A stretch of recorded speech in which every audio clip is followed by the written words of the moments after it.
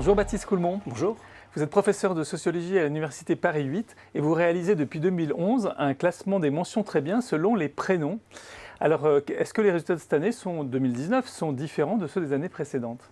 Mais non, ils ne sont pas très différents. C'est d'ailleurs ce qui fait un des intérêts de cette étude, c'est que si on prend le prénom Juliette, il y a à peu près autant de Juliettes qui ont passé le bac, environ 2000 depuis les 3 dernières années, et elles ont, en 2017, en 2018 et en 2019, à peu près 17% de mentions très bien, alors que ce ne sont pas les mêmes Juliettes qui ont passé le bac et que le seul point commun entre toutes ces Juliettes qui ont passé le bac, c'est le simple fait de s'appeler Juliette. Simplement, elles ont aussi un autre point commun, c'est qu'en gros, elles ont le même type de parents. Les Juliettes ont changé, les parents ont changé, mais ils ont la même place dans le monde social. Alors, quelle grande polarisation est-ce qu'on trouve justement, que révèlent ces prénoms? Quelle grande polarisation vous trouvez? Rien de très surprenant, puisqu'on trouve d'un côté des prénoms comme Alix, Adèle ou Apolline, qui ont beaucoup de mentions très bien, relativement à des prénoms comme Dylan, Jordan ou Sofiane, qui ont, eux, beaucoup moins de mentions très bien. Donc d'un côté, des prénoms plutôt bourgeois, et de l'autre côté, plutôt des prénoms populaires.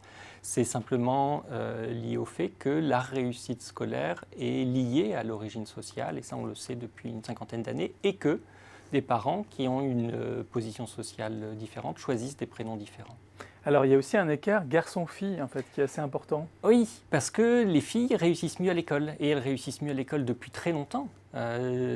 Dès qu'elles ont eu accès à l'éducation, elles ont réussi mieux que les garçons. Et on retrouve ça dans les prénoms. Des prénoms qui ont peu de mentions très bien sont plutôt des prénoms masculins. On prend Michael, Tony, Lorenzo, Bilal.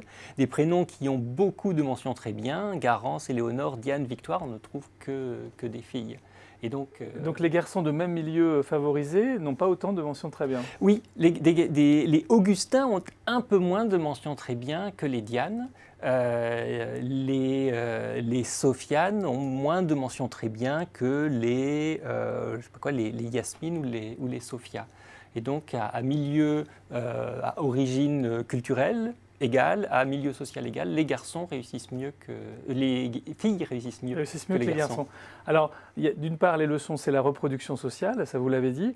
Et la leçon sur les filles, c'est parce que pour elles, le diplôme est plus crucial pour se faire une place dans la vie? Ben oui, il existe une domination masculine et on la voit avec les différences de salaire. Et le diplôme est d'autant plus important pour des personnes qui n'ont que cette arme pour réussir dans le monde social.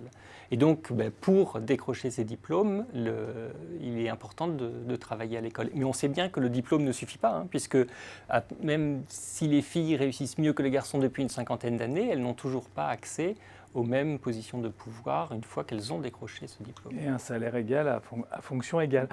Est-ce que approcher toutes ces questions par les prénoms, c'est anecdotique ou est-ce qu'au contraire, c'est significatif?